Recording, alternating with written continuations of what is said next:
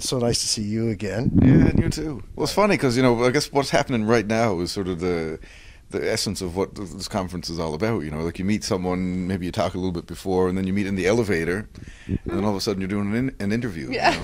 Here we went through all that, the modern technology and the email, and we've got rooms right across the hall. Yeah. It's wonderful, isn't it? Yeah. So I did read the bio that they put in the Folk Music Ontario for you folks, and there's this combination of education and the music and bringing that to kids and adults alike. And how did this all come about? So it just so happens that Erin is a kindergarten teacher and Laura is a grade 1 teacher. Yeah.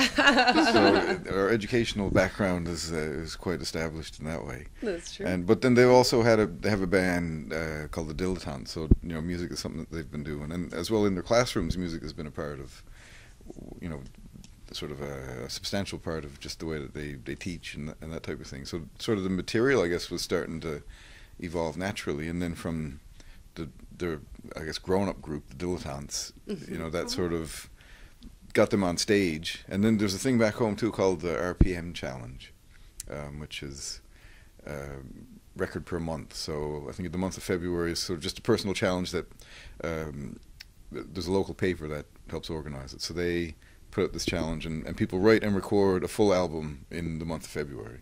And if I can just interrupt for a second, it is an international challenge. So people all over the world do it. It's just in St. John's and in Newfoundland in general, people are really people love it. And so because February is a hard month in Newfoundland, maybe with the weather, and so it's a nice way to work your way through February. Yeah, really. You have something like that. And CBC got involved with it last year, and we got in on the tail end of that, and we ended up playing at the drop-off party at Fred's Records. Right. They asked us, and the Scope were the ones who was the arts-based paper in Newfoundland.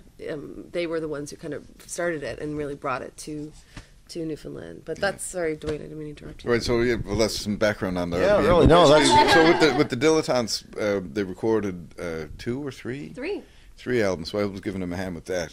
So then it was sort of a combination of those things. It was like, well, let's take the children's music and make an album and do a show, and here we are. You get involved in an awful lot of different stuff. I mean, you do, but it must be just that urge to be creative in different areas. I think it's just following music. So I mean, if there's good music happening, I guess that's if there's any sort of system or method to it, it's just following good music. What do you bring in terms of the professional background in teaching, and how does that work into the presentation when you're on stage?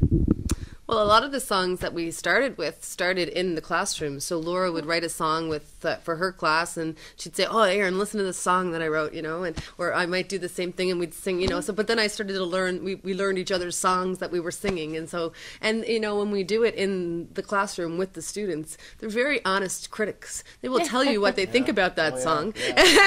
Absolutely, I can imagine. They'll tell you what it needs. They'll tell you how fast it needs to go, and they'll tell you they're disappointed that you're playing the ukulele instead of the banjo. Or the other way around. Right. They want you to switch instruments. Yeah, I think this would sound better. Wonderful to, it's just wonderful to let them hear it first and then give us the feedback on it. And so for us, it's a beautiful, a little bit of insight that we get that we wouldn't normally get if we weren't educators in the classroom. So you've obviously made an immediate impression. I mean, to have a showcase here. I mean. Yeah, not even out. And the album's not even out. Yeah.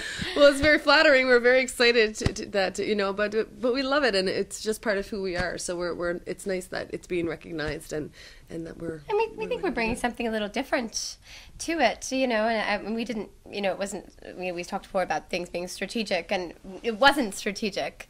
It was a very natural evolution that we sort of came to this version of what we're doing. But we do know it's a little different, and we're just really excited about it. We're really genuine about it, and then we got Duane and with us too, and he's really set it over the edge. And to be able to say, "Take it away, Duane," and for him to do a crazy guitar solo, I mean, it's thrilling, right? So have you given? It's a month away. Where are you going to perform when you release it? It's going to be. Yeah, well, the first idea is to go around schools in Newfoundland. So, and even though it's still the school year, like Saturday is a great day for a school show. So we can just visit little communities and just kind of partner up with the local school and so it'll be the first sort of run of tours, or the first run of shows will be just visiting smaller communities. But you know, like if you try to do that with, like, it's a grown-up show, like it can be challenging to go to the smaller communities in Newfoundland, especially. But you know, with schools and just, you know, the network that you can get involved with, you know, it's a better way to do things. So we'll do that, and then look at doing a bigger show probably in the spring in St. John's. Yeah. Well, are you thinking, you're here, so you thinking of coming to Ontario, or? Oh yeah, well, and that's the other thing. Like, I mean, this type of thing with folk festivals and just how, you know, there's a lot of good times can be had there too. So certainly looking at that. Yeah. And they're very often they're focused toward the family too, and in terms of conversations. Erin's done a lot of work with meeting with a lot of the organizers and stuff today. Yeah. And it's true. And, you know, we have a son, and so we know from going to festivals that it's very family friendly. People bring their kids, and it's part of just the natural folk festival world.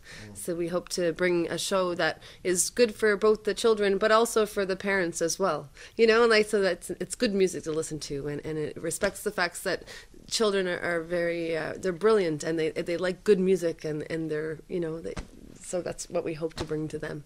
Well, I'm glad we bumped into each other in the elevator. Really, I've had a couple episodes already on the elevator, getting off on the wrong floor, and there's always those moments you have. But this is just another great one, because I'm so glad to see you in particular, because I'm looking forward so much to going to St. John's next year. I just can't wait. You know, we'll be there for sure. So absolutely, yeah, and thank you for all the work that you're doing. You know, it's wonderful. So we really appreciate. I'm stubborn. That's why I stay at it.